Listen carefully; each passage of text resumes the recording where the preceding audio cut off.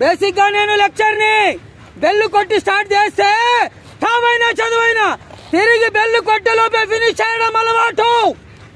బాటలొద్దు రా. రే తోట సింహాన్ని పట్టుకోవాలంటే ట్రైనింగ్ తీసుకోవాలి. ఈ నరసింహాన్ని చంపాలంటే టైమింగ్ తెలిసి ఉండాలి. నన్ను టచ్ చేయి, నో డేంజర్.